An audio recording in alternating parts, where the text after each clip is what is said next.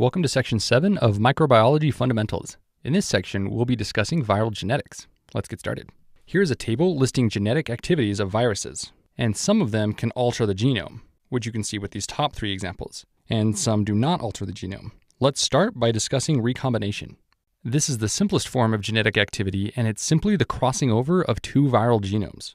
And this crossing over occurs at homologous regions of the chromosomes. We typically refer to the viral genomes as nucleic acids or genomes, and not so much chromosomes, but I like to use the word chromosomes here because recombination has a C and chromosomes has a C. So you can think of recombination as crossing over of chromosomes. So a third C. So recombination, crossing over of chromosomes. And if the actual genes have recombined, then has the viral genome been altered? Yes, it has.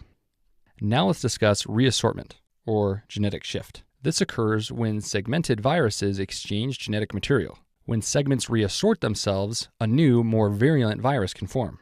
And this is considered a shift in the genetics, or antigens, so genetic shift. Here's a diagram showing genetic shift and genetic drift. Right now we're going to focus on the left portion, genetic shift.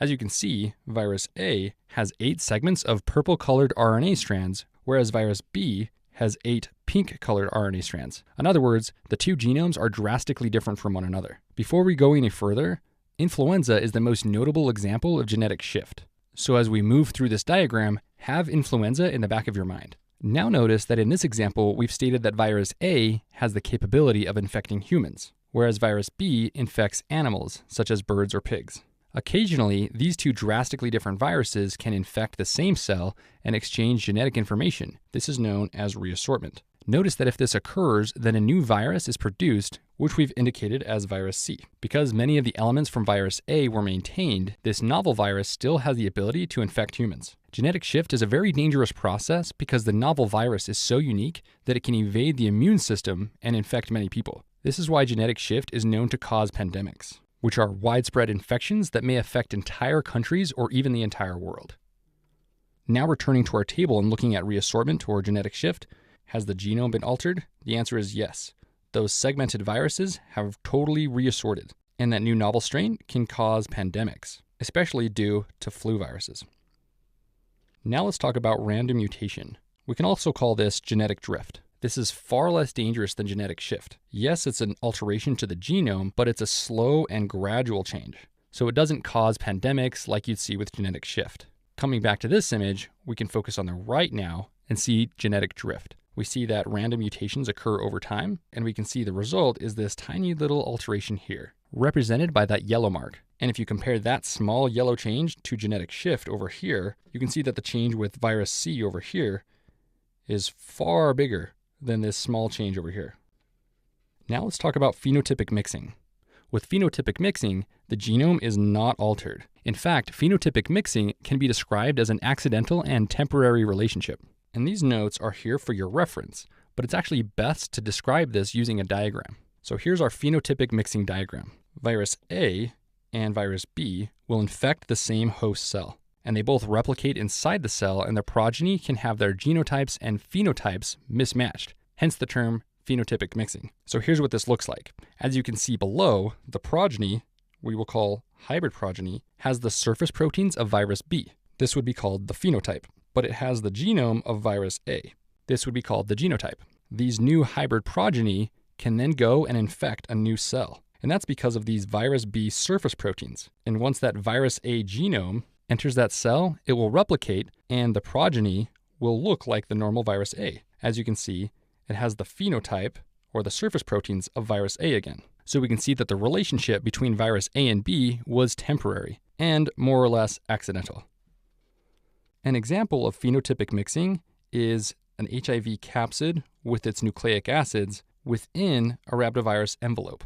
So the genotype would be HIV, but the phenotype would be considered rhabdovirus. So what's the significance of a relationship like this? Well, the surface proteins or coat proteins from rhabdovirus can allow HIV to invade cells that it otherwise couldn't. So the rabies virus allows the HIV genome to enter a cell, and then the HIV virus can replicate from there. Keep in mind, this is kind of an unusual and unique example, so you don't think of HIV as being covered with rabies all the time. In fact, most of the time it isn't, but although rare, this exemplifies phenotypic mixing.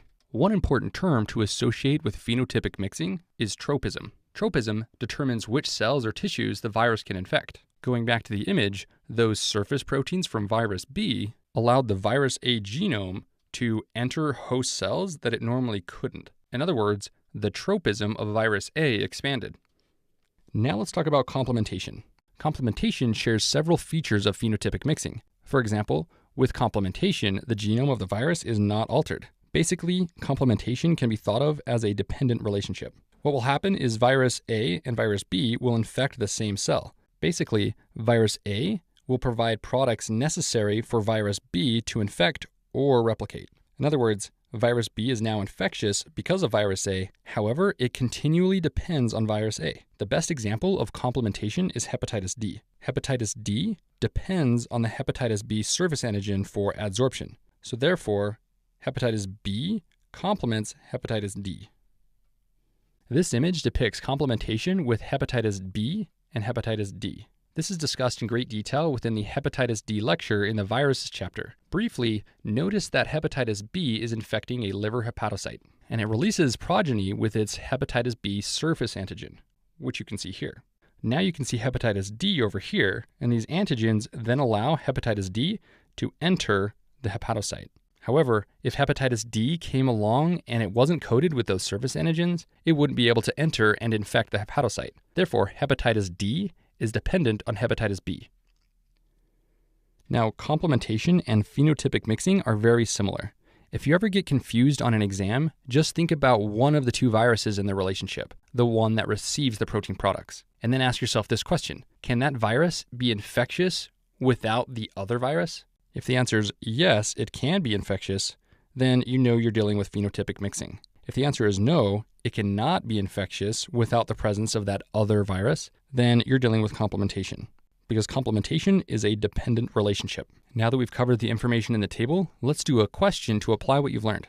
Researchers isolate a virus, virus A, capable of invading and replicating within human pharyngeal tissue only. Pharyngeal tissue infected with virus A is examined, and researchers confirm the presence of a second virus, virus B. Virus B is capable of infecting pharyngeal and intestinal tissues. Virus A and B have non-segmented genomes. Viral progeny from the pharyngeal tissue have the nucleic acids of virus A with surface proteins from virus B. Which term best describes the hybrid progeny? A, genetic shift, B, altered tropism, C, dependence, D, genomic change. Hopefully from the question stem, you notice that virus A is capable of invading and replicating within human pharyngeal tissue.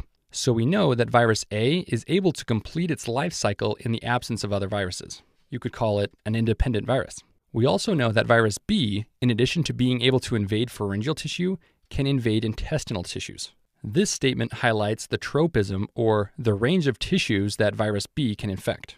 Then we learn that the surface proteins from virus B are used on the surface of virus A progeny, the hybrid progeny. This indicates that the tropism of virus A progeny has altered. With these new proteins, virus A can now invade pharyngeal and intestinal tissues. So the correct answer is B, altered tropism. This can occur with phenotypic mixing.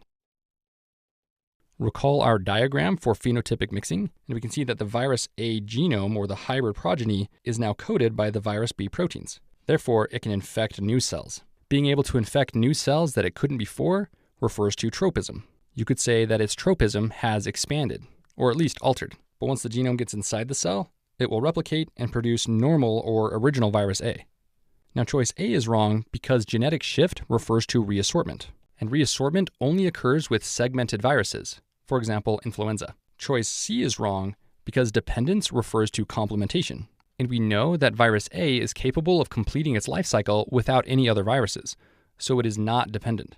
Thus, the relationship between the two viruses in this question stem does not represent complementation. Lastly, choice D is wrong because the altered tropism is temporary, not a permanent genomic change. Recall from the table that phenotypic mixing and complementation do not alter the genome. So again, the correct answer is B, altered tropism.